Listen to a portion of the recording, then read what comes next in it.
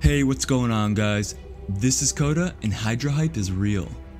Based off the detailed art teaser videos for Total War Warhammer 2, the Dark Elf War Hydra looks absolutely vicious. Just sinister and savage and sadistic, just like the elves it's gonna march to battle with. In the following video, we'll go over 5 facts about the War Hydra that will very likely affect how it plays in Total War Warhammer 2. 5 reasons to get Hydra hype. 1 for every head. Number 1. Regeneration. But not just any old run-of-the-mill regeneration like Stone Trolls or Crypt Horrors have. The Dark Elf War Hydra had its own unique, sort of advanced hyper-regeneration rule. In 8th edition tabletop, it was called if one head is severed, another takes its place. See, in fantasy, the mechanics for regular regeneration were kind of like an extra armor save. Still pretty good, but not really regeneration because it could only work the moment your model took a wound. But the War Hydra was able to recover lost wounds 2, 3, or even 5 turns after it lost them. So you could feasibly damage a War Hydra to the brink of death on turn 1, and then be facing it in the final combat of the game on turn 5, with full health. So how could we see this translated into Total War Warhammer 2? In the Dark Elf roster reveal livestream, CA touched on this advanced regeneration of the War Hydra, eventually describing it as quote, double regeneration. Now obviously I have no idea if this was just a way to describe it as better, which it probably was, but if double is indeed relevant, the War Hydra's regeneration rate could be twice as fast as normal, or its regeneration cap could be. If it's the latter, we could see our first very cool exception to the 60% regen cap that we all know from patch 3. Number 2. Fire. If you have eyes, you may have noticed this in the Dark Elf cinematic trailer, but in case you don't, the War Hydra can breathe fire. We know that a fire breath mechanic, or an any breath mechanic, is already being included in Total War Warhammer 2, most notably for dragons. And even though the War Hydra's fire breath will very likely work in a different way, which I will be talking about later, the fact that they have any ranged utility at all will just make them that much better. However, it should be noted that in 8th edition, not all War Hydras had the ability to spit fire. In fact, it was an upgrade, totally optional. Because of this, I thought it was very likely that we would see 2 War Hydra options in the roster itself, like a standard one and then one with fire breath, but I was wrong. We'll take our War Hydras with fiery death, and we'll like it. Number 3. Math. The War Hydra was one of the more mathematically involved units in Warhammer Fantasy Tabletop. Now, don't get it twisted, it wasn't like advanced differential calculus or anything like that, but it was pretty unique for its time. The number of attacks the War Hydra got in combat was directly correlated with the amount of wounds it had left.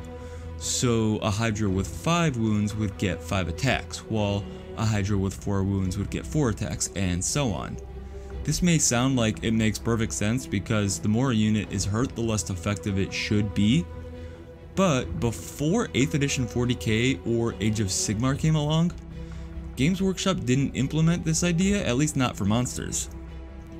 If this little correlation were to be translated into Total War Warhammer 2, we could possibly see something like an increase to the War Hydra's offensive output, or just a general buff, when it was at full HP.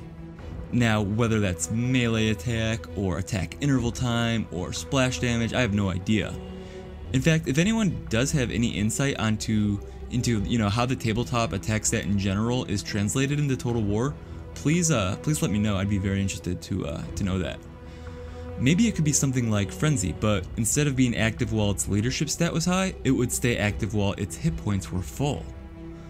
So now, if you think about this in relation to point number 1, the Hydra's hyper regeneration, you can see how often this buff would be up, and how often this deadly combo would be working in sync.